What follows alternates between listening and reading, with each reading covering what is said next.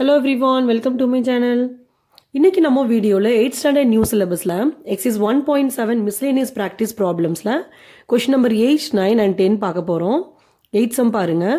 If cube root of 19,06,624 into root x equal to 3,100 find x. இதில் வந்து x ஓட value வந்து நம்மளை கண்டுபிடிக்க சொல்லியிருக்காங்க. இதில் என்ன கொடுத்துருக்காங்கன்னு பார்த்தீங்கன்னா இதுதான் given. இப்போ இதான் நம்ம எடுத்துக்க போறோம். Cube root of 19,06,624 into root x equal to 3,100. இப்போ இங்க cube root of ஒரு நம்பர் கொடுத்துருக்காங்க இல்லையா, இதோட cube root என்னங்கிறத நம்ம கண்டுபிடிக்க போறோம். இப்போ அதுக்காக இந்த நம்பர் எழுதி இதோட ஃபேக்டர்ஸ் வந்து நம்ம ஃபைண்ட் அவுட் பண்ணிடலாம். இப்போ பாருங்க, இந்த நம்பர் எடுத்து நான் எழுதிட்டேன். இப்போ நம்ம 2 டேபிள் எடுக்கிறோம். 2 டேபிள் எடுத்தோம்னா 9 2s are 18 வரும். இங்கே பேலன்ஸ் வந்து 1 கிடைக்கும். இப்போ இது 10 ஆயிடுது. 5 2s are 10 கிடைச்சிருக்கு. அடுத்து 3 2s are 6, 3 2s are 6, 1 2s are 2, 2 2s are 4. திரும்ப நான் 2 டேபிளே எடுக்கிறேன்.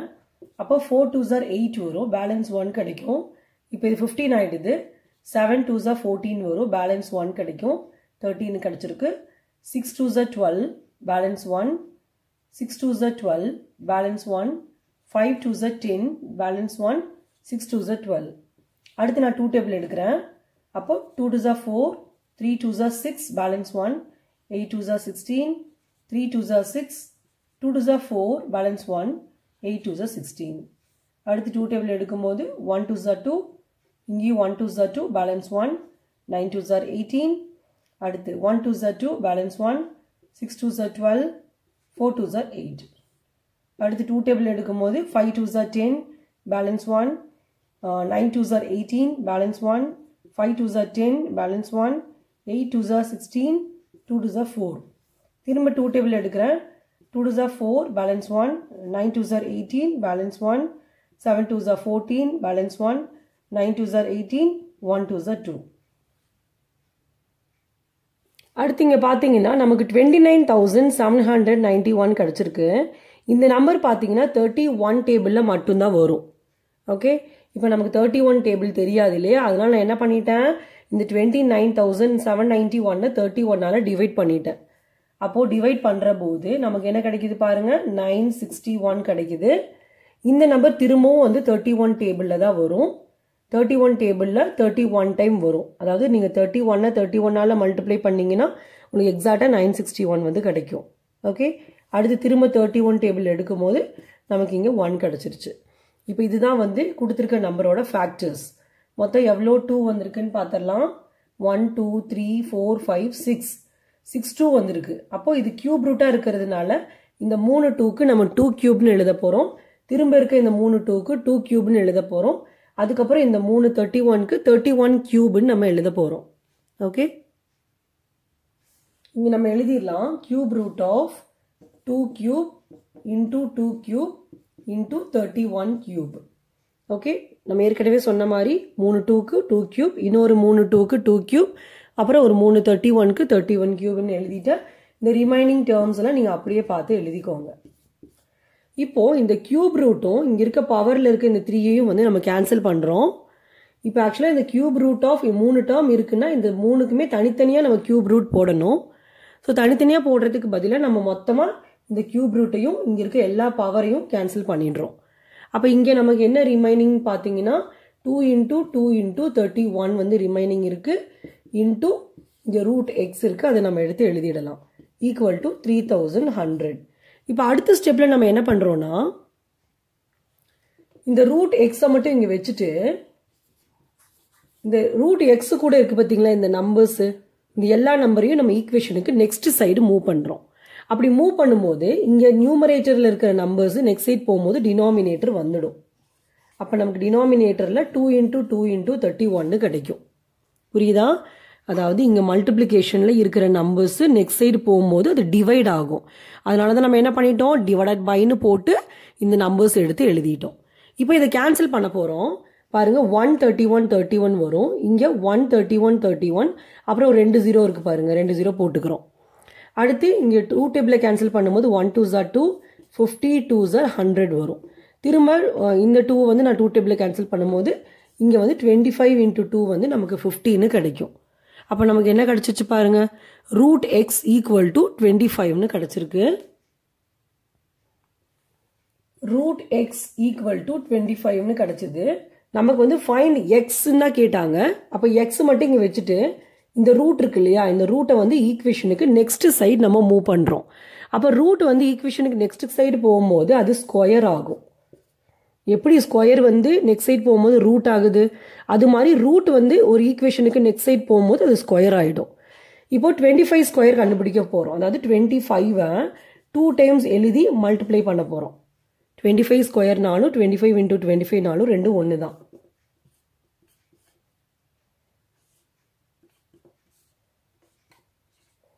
பாருங்க, நமக்கு 625 வந்திருக்கு. அப்போ நம்ம எடுத்து எழுதிடலாம், எக்ஸ் இஸ் ஈக்குவல் டு 625. இதுதான் எக்ஸோட வேல்யூ. ஓகே, நெக்ஸ்ட் சம் பார்த்தலாம். நெக்ஸ்ட் 9th சம் பாருங்க. If 2 power m minus 1 plus 2 power m plus 1 equal to 640, then find m. இதில் நம்மள m ஓட வேல்யூ கண்டுபிடிக்க சொல்லியிருக்காங்க. இதுதான் வந்து கொடுத்துருக்காங்க. அப்போ கொடுத்துருக்கிறத நான் எடுத்து எழுதிடுறேன். 2 power m minus 1 plus 2 power m plus 1 equal to 640. இப்போ இங்கே பாருங்க, 2 power m minus 1ன்னு இருக்கு. அப்போ இதை பார்க்கறதுக்கு நமக்கு எப்படி தெரியுதுன்னா, a power m minus n அப்படிங்கிற ஃபார்மேட் தெரியுதா? பாருங்க, 2 power m minus 1 அப்படின்னாலும் a power m minus n அப்படிங்கிற ஃபார்மேட்னாலும் ரெண்டும் ஒன்று தான். அப்போ இதுக்கு ஃபார்முலா என்ன வரும்?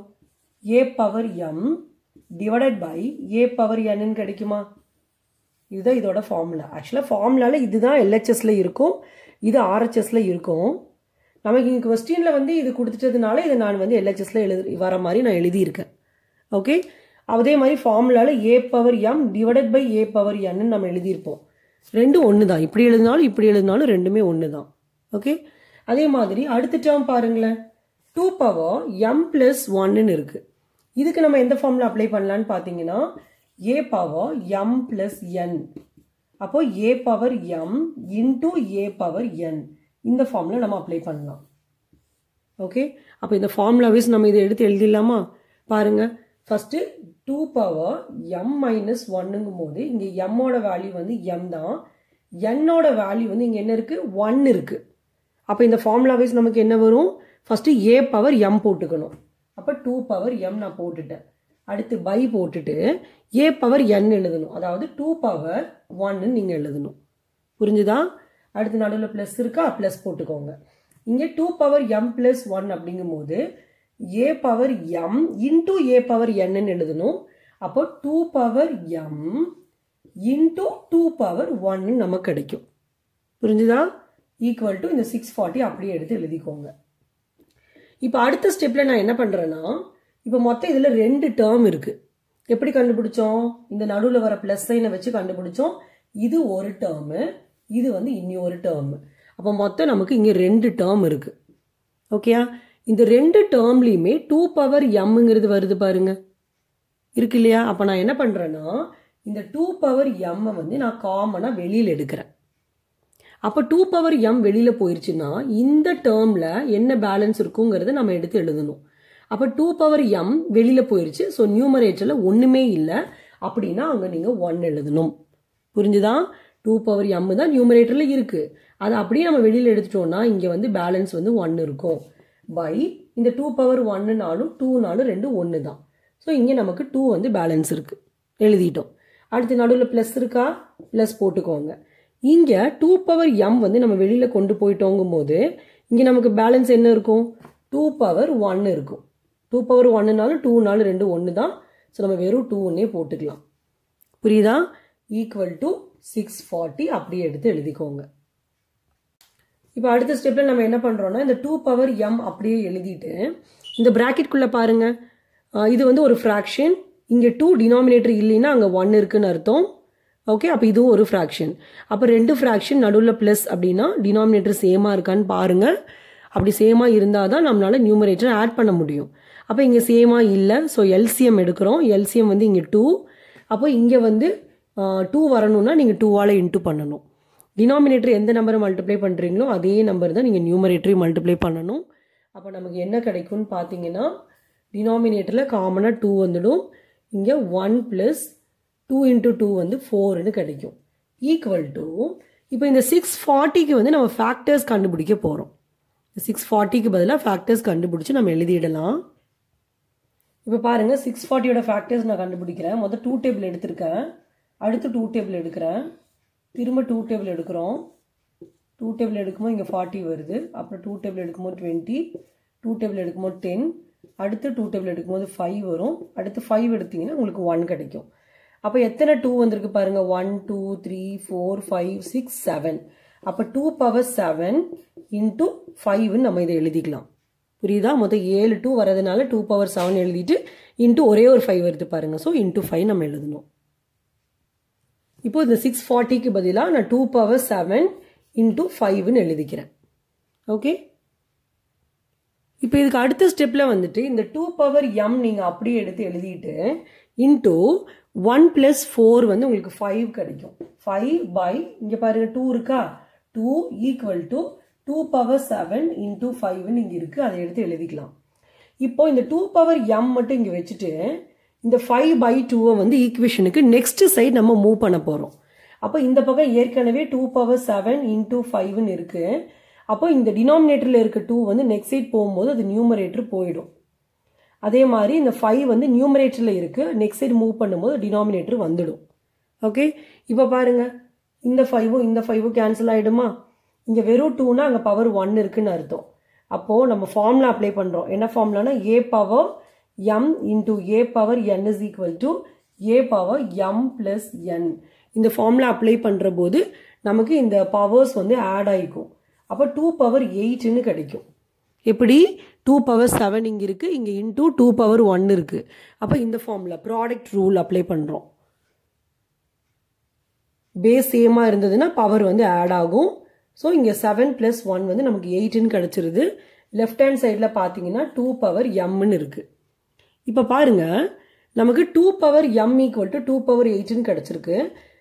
ரெண்டு பக்கமுமே வந்து ஒரு டேர்ம் வந்திருக்கு, நடுவில் ஈக்குவல் டு இருக்குது. அப்புறம் இந்த ரெண்டு டேர்முக்குமே பாருங்கள் பேஸு சேமாக இருக்குது. இங்கேயும் 2 தான் இருக்குது, அங்கேயும் 2 தான் இருக்குது. அப்போது பேஸு சேமாக இருக்குன்னா இதோட பவரும் சேம்னு அர்த்தம். அப்போ நம்ம எடுத்து எழுதிடலாம் m = 8. Okay, next 10th sum பாருங்க. Give the answer in scientific notation. இப்போ கீழே கொடுத்துருக்கிறது வந்து சயின்டிஃபிக் நோட்டேஷனில் எழுத சொல்லியிருக்காங்க. A human heart beats at an average of 80 beats per minute. How many times does it beat in? அதுக்கப்புறம் ஒரு 4 கொஷின்ஸ் வந்து கொடுத்துருக்காங்க. இப்போ இந்த கொஷினில் பார்த்தீங்கன்னா ஹார்ட் பீட் பர் மினிட் வந்து கொடுத்துட்டாங்க 80ன்னு சொல்லிட்டு. நமக்கு வந்து 4 கொஷின்ஸ் வந்து கேட்குறாங்க. இல்லை ஃபர்ஸ்ட் கொஷின் என்னன்னு பார்த்தீங்கன்னா 1 ஹாருக்கு ஹார்ட் பீட் வந்து எவ்வளோ இருக்கும் அப்படின்னு கேட்குறாங்க. ஸோ இப்போ நீங்கள் என்ன பண்ணுறீங்கன்னா இந்த கொஸ்டினில் வந்து ஹார்ட் பீட் வந்து பர் மினிட்னு சொல்லிட்டதுனால இப்போ கொடுத்துருக்காங்க இல்லையா, இதை வந்து மினிட்டுக்கு கன்வெர்ட் பண்ணணும்.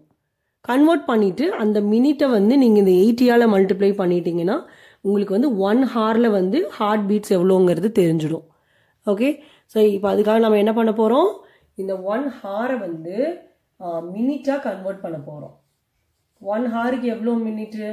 60 மினிட்ஸ் இல்லையா? அப்போது ஹார்ட் பீட் இன் 1 ஹார்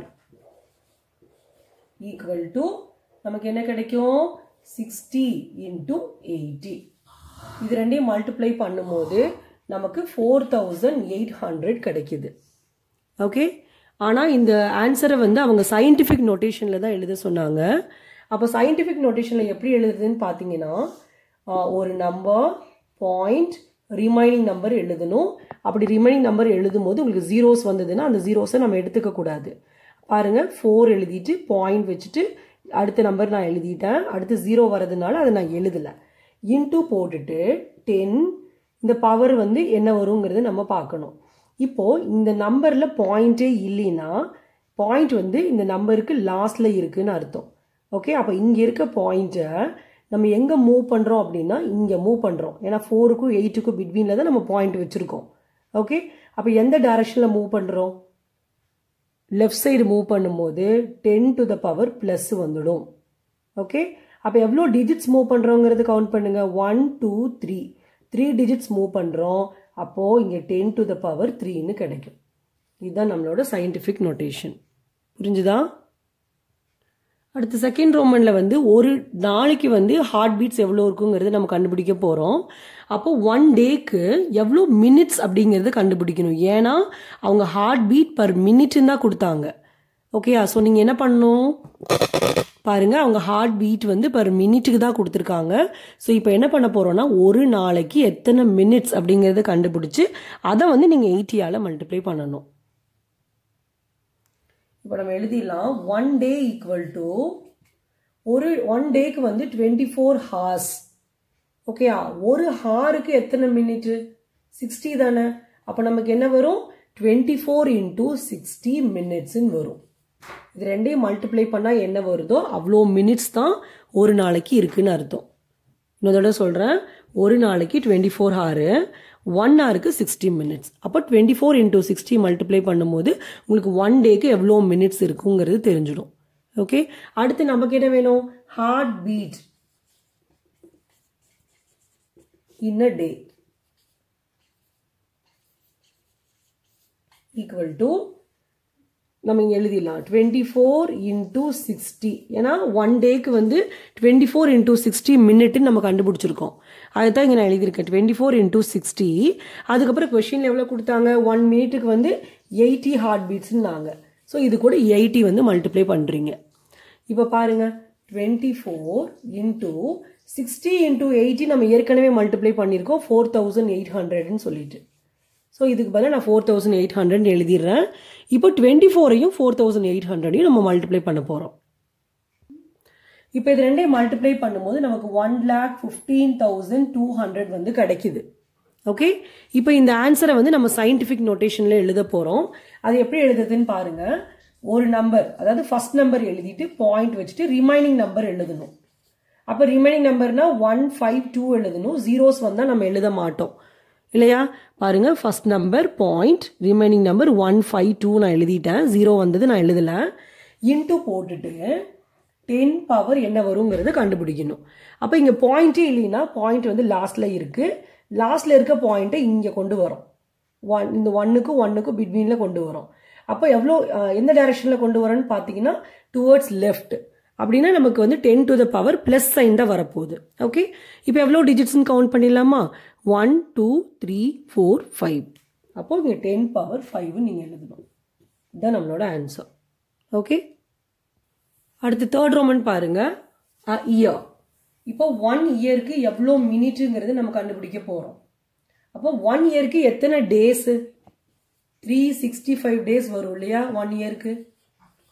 அப்போ 365 இன்டூ ஒரு நாளைக்கு எத்தனை மணி நேரம்? 24 ஹார். 1 ஹாருக்கு எத்தனை மினிட்ஸ்? 60 மினிட்ஸ். அப்போ 1 இயருக்கு எவ்வளோ மினிட்ஸ் வரும்னு பார்த்தீங்கன்னா 365 இன்டூ 24 இன்டூ 60. இன்னொரு தடவை சொல்கிறேன், 1 இயருக்கு 365 டேஸு சரிங்களா? அப்போ 365 போட்டுட்டு இன்டூ 1 டேக்கு 24 ஹார். அதுக்கப்புறம் அந்த ஹாருக்கு எவ்வளோ மினிட்டு? 60 மினிட்ஸ் தானே. அப்போ இன்டூ 60 நம்ம போட்டுடுறோம். ஓகே, இப்போ இதை வந்து நீங்கள் 80ஆல் மல்டிப்ளை பண்ணிட்டீங்கன்னா உங்களுக்கு heartbeat in a year வந்து தெரிஞ்சிடும். அப்போ எழுதிடலாம், heartbeat in a year equal to 365 into 24 into 60 into 80. 365 into இப்போ போன சம்மில் இந்த 3 நம்பரையும் மல்டிப்ளை பண்ணப்போ தான் நமக்கு என்ன வந்தது? 1,15,200ன்னு கிடச்சிது. இதுக்கு முன்னாடி சம்மில் இந்த 3 நம்பர்ஸ் மல்டிப்ளை பண்ணுறப்ப தான் 1,15,200 கிடச்சிது. இப்போ என்ன பண்ணுறோம்? இதை தூக்கி இந்த 365ஓட மல்டிப்ளை பண்ணிடுங்க. இப்போ இதை மல்டிப்ளை பண்ணும்போது நமக்கு என்ன கிடச்சிதுன்னா 4,20,48,000 கிடச்சிது. இது ரெண்டையும் மல்டிப்ளை பண்ணுற போது. இப்போ இது வந்து நம்ம சயின்டிஃபிக் நோட்டேஷனில் இப்போ எழுத போகிறோம். இப்போ பாருங்கள் நான் எப்படி எழுதுறேன்னு சொல்லிட்டு ஃபர்ஸ்ட் நம்பர் எழுதிக்கிறோம். பாயிண்ட் வச்சுட்டு ரிமைனிங் நம்பர்ஸ் எழுதுகிறோம் 0 விட்டுட்டு. அப்போ என்ன வரும் 2048. இந்த 0 நம்ம ஏன் எடுத்தோம்னா நம்பருக்கு பிட்வீனில் இந்த 0 வருது. ஸோ கண்டிப்பாக இதை நீங்கள் எழுதணும், எழுதாம விட்டுறக்கூடாது.